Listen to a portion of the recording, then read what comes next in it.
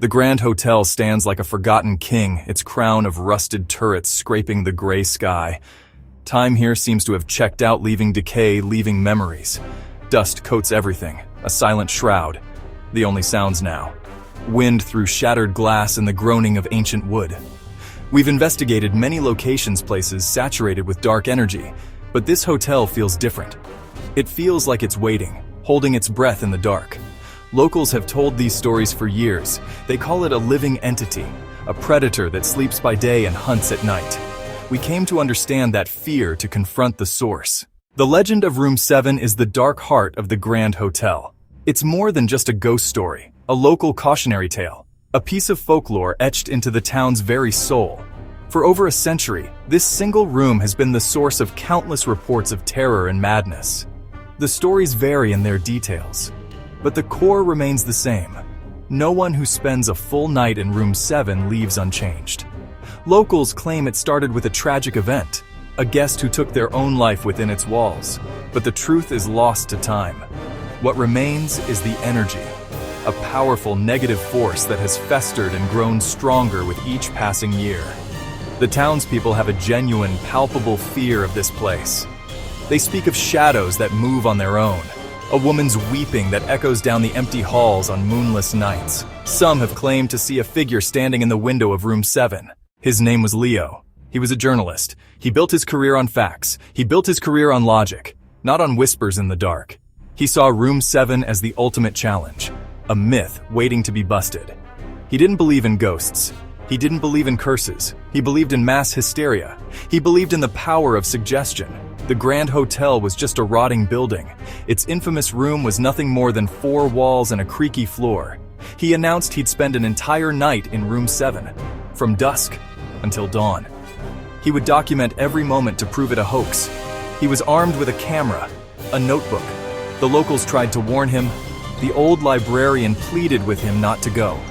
She had collected every newspaper clipping about the hotel. Her words only fueled his determination. He was there to bring light into the darkness, to replace fear with reason. The door creaked open with a sound like a drawn-out scream, revealing a space that seemed to swallow the light from Leo's flashlight.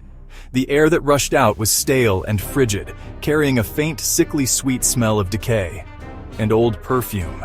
The room was small and suffocating. A single bed, a rotting mattress, its frame covered in rust, a small wooden nightstand, a wardrobe. Everything was coated in a thick layer of dust, yet the room didn't feel still. It felt charged, like the air before a lightning strike.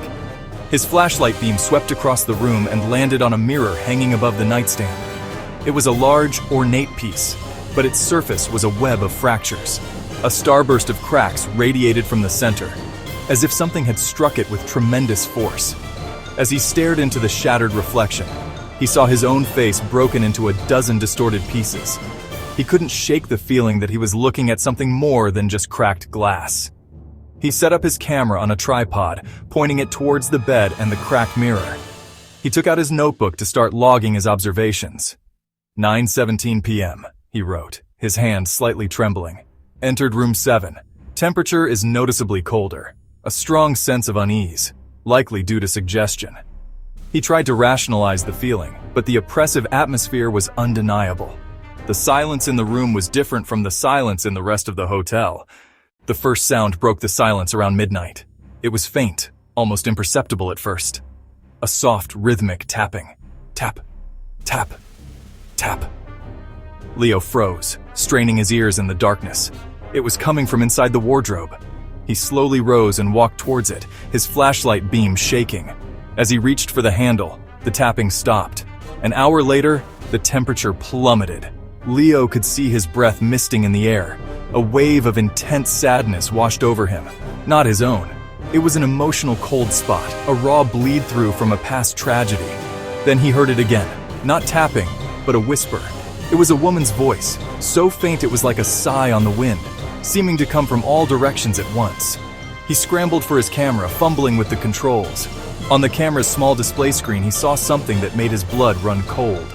In the frame behind the empty bed, a tall, slender shadow stood. It had the vague shape of a person, unnaturally dark, a void. He spun around, flashlight blazing. Nothing. The space was empty. On the camera screen, the shadow lingered a split second longer, then faded. It wasn't a trick of the light. It was there. Panic took hold. The whispers grew louder, swirling around him. A sudden, violent bang erupted from the cracked mirror. Leo backed away, stumbling, eyes wide with terror. He had to get out. Leo fled. He didn't grab his camera, his notebook, or his flashlight. He ran with a pure, instinctual terror that erased all thought. He bolted from room 7, slamming the door shut behind him, and didn't stop running until he burst out of the hotel's main entrance. He gasped for breath, collapsing to his knees on the overgrown lawn. The next morning, the town librarian found his abandoned car. She gathered a few brave townsfolk and ventured into the hotel. They found his journey documented by his discarded belongings: the open notebook in the lobby, the dropped flashlight on the second-floor landing. At the end of the hall, the door to room 7 was slightly ajar. They pushed it open and were met with a chilling sight. The room was just as it had always been: cold, dusty, and silent. Back in the library, they reviewed the footage. Most of it was hours of static-filled silence, showing an empty room. But at the very end, the camera had captured it. The audio picked up the faint whispers, the sudden violent bang from the mirror, and Leo's terrified gasp. The final seconds showed the room from the tripod's perspective as Leo fled. As the door slammed shut, a dark, shadowy figure detached itself from the corner near the wardrobe. The camera and the notebook are locked away. Inside room 7, the cracked mirror still hangs on the wall, holding its secrets in its shattered reflection, forever waiting for its next guest.